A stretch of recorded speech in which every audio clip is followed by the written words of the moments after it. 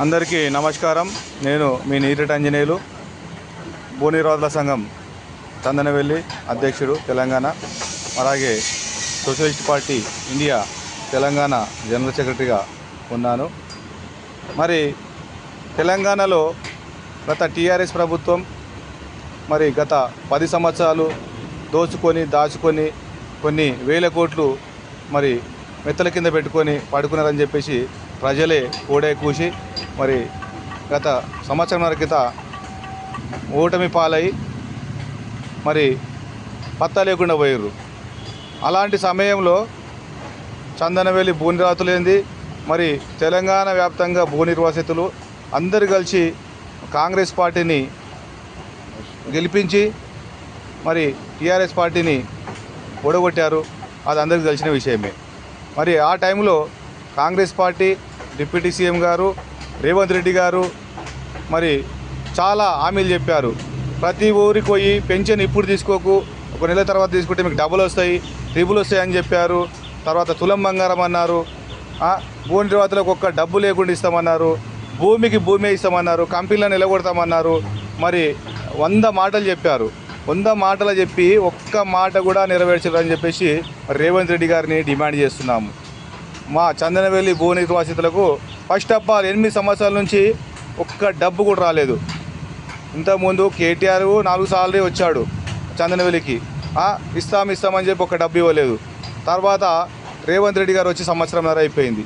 ఇప్పటి వరకు ఒక గుంట భూమికి కూడా ఒక రైతు కూడా డబ్బులు ఇవ్వలేడు. ఇంతకుముందు జరిగిన అవకతవకలలో మిగిలిన ఎంతో కొంత 1 ఎకరాకి డబ్బులు తీసుకుంటే అది విత్డ్రా చేసుకురా, అది చేసుకురా అని చెప్పేసి ఒక రైతుకు నానా తంటాలు పడితే 5 నెలలు తిరిగితే 1 ఎకరాకి ఇచ్చారు తప్ప 4 ఎకరాలకు అలాగే ఇవ్వలేడు. అదే ఆయన పేరు గూడూరు జంగయ్య, దళిత రైతు. అలాంటి రైతులు చాలామంది ఉన్నారు. మరి ఇక్కడ ఇంకో ఆయన ఎక్స్ ఆర్మీ కే రెడ్డయ్య గారు, ఆయన కూడా గత 8 సంవత్సరాల నుంచి మరి చాలా ఇబ్బందులకు గురై మరి చాలా డబ్బులు ఖర్చు పెట్టుకొని నా భూమి నాకు కావాలని చెప్పేసి కబ్జా చేసుకున్న భూమిని కూడా ఎవడో సారస్ కంపెనీ అంట వాడెవడో TSSSతో కుమ్మక్కై 100 మందిని తీసుకొచ్చేసి రౌడీలాగా తీసుకొచ్చి మా మీద పడి మరి ఇప్పటివరకు కడీలు వేసుకున్నాడు. మేము దానిపైన కోర్టుకు వెళ్తామని చెప్పాము. మరి ప్రతి న్యూస్ పేపర్లు మాకు సహకరించి పత్రికలు చెప్పాయిస్తే ఇప్పటివరకు అక్కడ ఆగిపోయింది. దయచేసి అక్కడనే ఆపాలే చెప్తున్నాము. రేవంత్ రెడ్డి గారికి ఒకటే మనవి, మా చందనవెల్లి భూ నిర్వాతులలో మరి ప్రభాకర్ రెడ్డి అయినా సరే ఇంకెవరైనా సరే ప్రతిపక్ష నాయకులు వాళ్ళ మీద ఎంక్వైరీ చేయమని చెప్పేసి మేము డిమాండ్ చేస్తున్నాము. అప్పటి నుంచి కూడా వాళ్ళ మీద ఎంక్వైరీ చేయమని చెప్తున్నాము. టీఆర్ఎస్ ప్రభుత్వం ఉంటే చేయలేరు, మరి కాంగ్రెస్ ప్రభుత్వం వచ్చిన తర్వాత ఎందుకు చేయలేరు అని చెప్పి నేను డిమాండ్ చేస్తున్నా. ఇప్పటికైనా కానీ ఎవరైతే మాజీ సర్పంచులు ఉన్నారో మరి మాజీ ఎమ్మెల్సీలైనా ఎమ్మెల్యేలైనా ఎంపీటీసీలైనా ప్రజాప్రతినిధులు ఎవరైనా అలాగే ఎంఆర్ఓ ఆర్డీఓలు కూడా ఇందులో మరి లంచం తీసుకున్నారని చెప్పి నిరూపించడం జరుగుతున్నది. మా దగ్గర అన్ని ప్రూఫ్స్ కూడా ఉన్నాయి. నేను ఎక్కడికి కావాలంటే అక్కడికి వస్తాను. నా పేరు నీరటి ఆంజనేయులు, నేను కాంటెస్టెడ్ ఎంపీగా ఉన్నాను. మీకు అందరికీ తెలిసిన విషయమే. దయచేసి రైతులకు న్యాయం చేయండి. రైతులతో పాటు మరి ఒంటరి మహిళలకు వృద్ధాప్య పెన్షన్ ఇస్తామని చెప్పారు, ఒంటరి మహిళలకు పెన్షన్ ఇస్తామని చెప్పారు, తులం బంగారం అన్నారు. మరి రైతు బంధు కూడా సరిగా ఇవ్వలేరు. రైతు భరోసా 15,000 అన్నారు, 12,000 ఇచ్చారు. అందులో చాలామందికి అద్దెకు ఉన్న వారికి ఎగ్జాంపుల్ ఒక చందనవెల్లి మా అమ్మనే, ఆమెకు ఇప్పటివరకు రైతు బంధు ఇవ్వలేరు.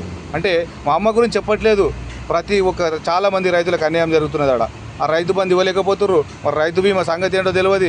ఆరోగ్యశ్రీ ఎక్కడ పడికేసింది. కార్పొరేట్ హాస్పిటల్ నిండా పోతున్నాయి. అపోలో హాస్పిటల్, మరి Yashoda hospital, KIMS hospital, corporate hospital ఫుల్గా ఉంటున్నాయి.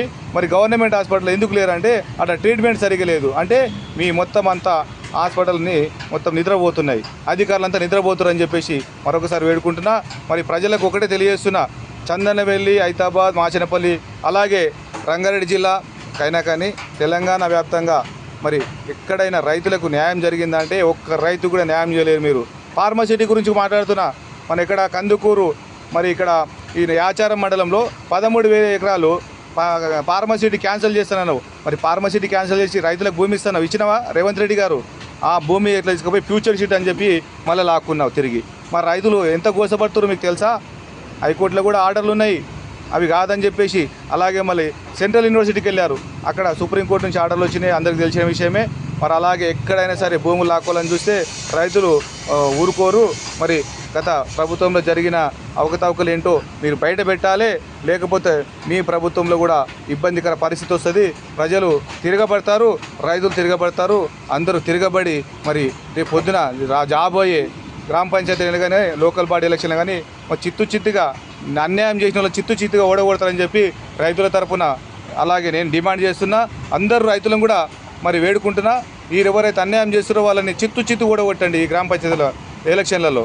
అలాగే రాబోయే ఎలక్షన్లో కూడా ఈ ఎలక్షన్లో పోతే రాబోయే ఎలక్షన్లో కూడా వాళ్ళు చిత్తు ఓడిపోతారని వాళ్ళకి అర్థమవుతుంది. మనకు న్యాయం జరుగుతుందని చెప్పి మరొకసారి ప్రజలను రైతులను అందరినీ అన్నదమ్ములను వేడుకుంటూ సెలవు తీసుకుంటాను. నమస్కారం.